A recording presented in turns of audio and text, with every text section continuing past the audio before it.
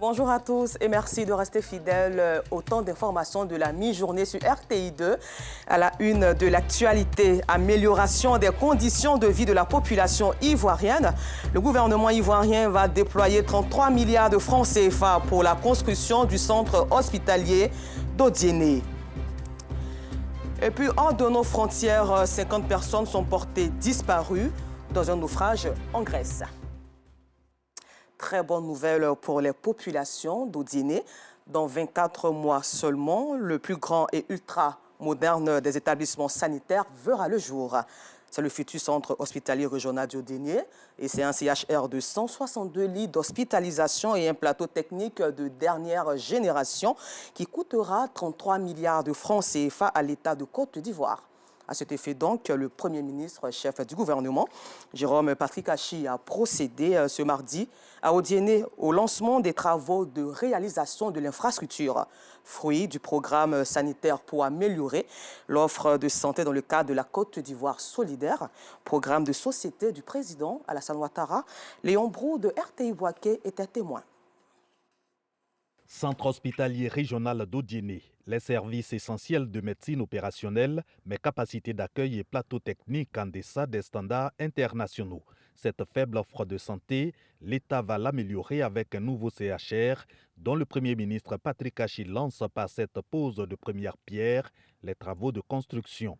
24 mois pour disposer du plus grand hôpital du Nord et de ses 162 lits d'hospitalisation, mais déjà fierté et soulagement. Nous nous engagerons plus que jamais à satisfaire ce droit fondamental, celui de vivre en bonne santé avec dignité dans la sérénité. C'est donc le temps d'un espoir nouveau, espoir de relever enfin le défi de la plus grande partie des problèmes sanitaires dans le district du Denguélé. Espoir d'assurer un service médical de qualité à nos populations. Espoir d'un plateau technique très performant qui nous évitera les nombreuses et pénibles évacuations. Cette reconnaissance car le futur nouveau CHR d'Odiéné, selon le ministre de la Santé, ne lésine sur aucune commodité. Joyau architectural, l'infrastructure allie capacité d'accueil, offre de santé et qualité de soins. Le CHR d'Odiéné, dans sa conception actuelle, disposera de tous les services d'un établissement hospitalier ultramoderne, avec des consultations externes, des services de médecine et de chirurgie, d'un cabinet dentaire, des services de stomatologie, d'odontologie, physiologie, des spécialités comme la dermatologie, la néphrologie, la cardiologie, la neurologie, l'oncologie et la psychiatrie. Un pôle médico-technique comprenant 4 blocs et un bloc de 4 salles, des soins intensifs, un laboratoire, une banque de sang, une imagerie médicale avec radio, scanner et tous les autres équipements d'imagerie. 33 milliards de francs CFA, coût du futur nouveau CHR d'Odiéné. Le chef du gouvernement voit dans l'investissement l'effectivité du programme d'infrastructure sanitaire pour traduire la vision d'une Côte d'Ivoire solidaire du président Alassane Ouattara. Le programme hospitalier lancé en 2018 sur instruction du président de la République répondait à un besoin de transformation qualitative du dispositif hospitalier. Il s'agissait d'éviter les nombreux décès en rapport avec les retards de prise en charge des patients, du fait des longs délais d'évacuation à la recherche de plateaux techniques adéquats pour des cas parfois très complexes. C'est ici le lieu de réaffirmer la volonté du président de la République, son Excellence M. Alassane Ouattara, d'œuvrer chaque jour un peu plus pour le progrès social et pour la marche de notre pays vers la modernité. Des résultats importants sont déjà enregistrés un peu partout dans le pays. Au CHU de Trècheville pour le bloc obstétrical, à Boisseau, à Zopé, à Meagui, à San Pedro, à Séguéla, à Tumodi, à Daoukro, à Bengourou, à Bouna, pour ne parler que des nouvelles constructions. Pour quitter la ville, le Premier ministre Patrick Achi s'imprègne des travaux de réhabilitation de l'aéroport et annonce la pose de la première pierre de l'université d'Odiéné. Retour à Abidjan ici où les propriétaires des agences de mobile money observent un arrêt de travail de 72 heures. Ce collectif a sillonné différentes communes du district autonome d'Abidjan en vue de sensibiliser les gérants à maintenir fermés les points de vente Il revendique, entre autres, l'augmentation des commissions sur les différentes transactions. Georgette Ido-Fofana les a rencontrés. Tous vêtus de noir avec des brassards de sécurité, ces propriétaires des agences Mobile Money observent un arrêt de travail de 72 heures depuis ce matin. Ils sont mécontents.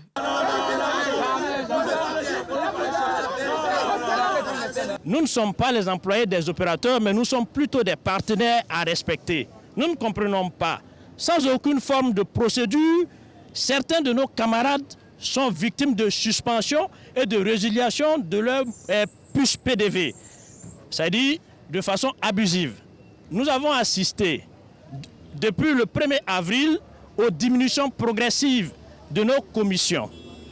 Alors, nous avons essayé d'interpeller les autorités au plus haut niveau pour qu'ils se penchent sur la question. Mais 2 mois après, nous constatons que rien n'a été fait et il n'y a aucune amélioration. Réunis devant la mairie d'Adjamé, ils sont prêts à sillonner tous les points de vente du district d'Abidjan pour inviter leurs camarades à suivre le mot d'ordre de grève.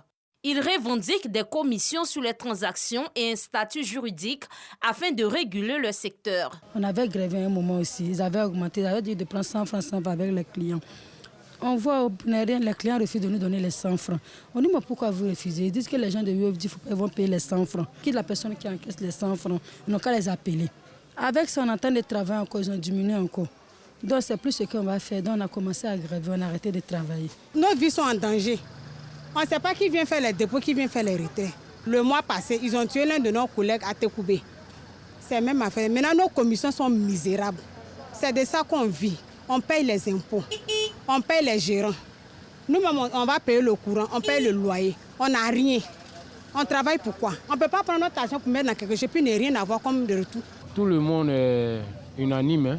Vous constatez que déjà c'est fermé. Nous sommes venus trouver même que maison fermée. Donc apparemment, c'est juste pour sillonner et puis faire le point pour voir si vraiment le mot d'ordre est suivi à 100% ou 90%. Plusieurs agences sont restées fermées toute la journée. Une situation qui n'est pas du goût des clients. Ouais, ce matin, ils sont allés faire un retard. J'arrive là-bas, bon, c'est fermé. Là, bon, ils n'ont pas demandé pourquoi c'est fermé. Bon, ils m'ont dit non, qu'il n'y a pas de retrait. J'ai dit ok, là, je me suis retourné. Le collectif des propriétaires de points de vente Mobile Money de Côte d'Ivoire revendique plus de 60 000 membres. Ils attendent poursuivre la grève si rien n'est fait.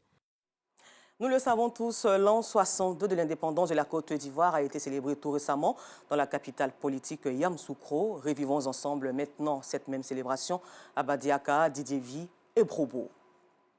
Sous-préfecture de Badika, département de Niakaramandougou, la Côte d'Ivoire indépendante a 62 ans. Les populations rassemblées autour de leur sous-préfet Siriki Kone a témoigné sa gratitude au président de la République Alassane Ouattara, dont les actions ont permis de donner un visage nouveau à Badika. Siriki Kone a associé à ses remerciements l'ensemble des cadres avec à leur tête Traoré Seydou, directeur général du budget et des finances, pour leur engagement pour le bien-être de leurs parents. Il y a 62 ans que la Côte d'Ivoire accédait à son indépendance. Que de chemin parcouru. Occasion pour le sous-préfet de Brobo de rendre hommage aux pionniers de la nation dont les actions ont permis l'indépendance du pays. Louis Bonaventure est revenu sur la rencontre entre les 3 présidents Alassane Ouattara, Laurent Gbagbo et Henri Konan Bédié, qui est un symbole fort de réconciliation et du vivre ensemble dont doivent s'inspirer les Ivoiriens, ainsi que les mesures du gouvernement en faveur des fonctionnaires et agents de l'État pour lutter contre la vie chère. Didier vit aux couleurs de la Côte d'Ivoire. C'est la fête de l'indépendance, le 62e anniversaire. Tina Marie-Chantal Konantou, secrétaire générale de préfecture, préside les festivités. Solidarité, travail, cohésion ont été les maîtres mots employés pour permettre à Didier Vie de continuer son développement. Tina Marie-Chantal Konantou a félicité le chef de l'État pour les actions de développement visibles à Didiévi. Le défilé de l'indépendance, comme les années précédentes, a retenu l'attention des populations rassemblées. C'est la région du Tonkpi, précisément à Senwe, village du département de Danané, qui abrite l'édition 2022 du tournoi de la fraternité du canton Calais. Initiative de la présidente de l'ONG KED, Edwige Dieti, entend ainsi promouvoir le vivre ensemble. Gervais Kouassi du bureau régional de RTI Monde nous fait le compte-rendu.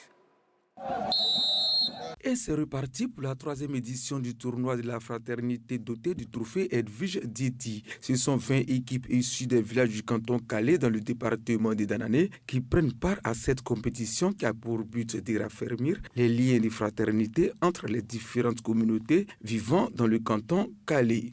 J'ai visé sur le sport pour occuper mes jeunes de façon saine pendant les vacances scolaires. Je pense que le sport y rassemble.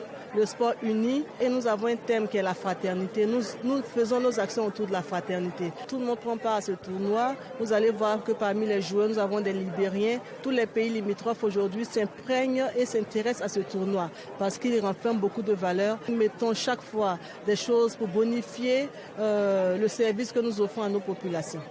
C'est un tournoi totalement gratuit. Pas de montant de participation, rien. Nous offrons les jeux de maillot, tout et tout. En levée des rideaux, c'est l'équipe de Kantayoulé qui était face à celle de Glanoué. Le match s'est soldé par un score de 0-0, malgré de belles occasions de part et d'autre. Les spectateurs, au nombre desquels 2 anciens internationaux ivoiriens, ont pris plaisir à suivre cette rencontre. La première mi-temps était très bonne. Moi, j'ai vu le numéro 10, jaune-noir là, qui joue bien. Et puis le numéro 7, de l'autre côté, des blancs et rouges, qui n'est pas mal aussi, qui peut jouer le championnat national. Et nous sommes là pour la détection. Par la grâce de Dieu, je suis là. Je suis aujourd'hui entraîneur. Si vous ne me voyez pas, c'est parce que je voyage beaucoup. J'entraîne, pas en Côte d'Ivoire, je sors beaucoup. Maintenant, j'ai décidé de rester au pays. Ici, toujours dans le domaine du football, c'est Mme Delafi. Et ici, dirigeant de club et dirigeant de centre de formation. Le niveau du village, je pense que c'est pas mal, mais il y a beaucoup de choses à améliorer. Il y a des joueurs que je vois, s'ils sont bien encadrés, peuvent faire carrière. La finale du tournoi de la fraternité du canton Calais est prévue pour le 10 septembre prochain. En attendant, les 20 équipes rivalisent d'ardeur pour s'adjuger le trophée Edwige Dieti. La rubrique culture de ce point d'information est consacrée à la dédicace d'un livre et d'un album. 2 œuvres de Patricia Avit, pasteur et cofondateur de l'Église Renaissance Centre chrétien basé aux États-Unis d'Amérique. Ma raison est son dernier album. Les 2 œuvres ont été dédicacées ce 6 août 2022 à l'espace Latry et Vente des 2 plateaux, Clément Bocco.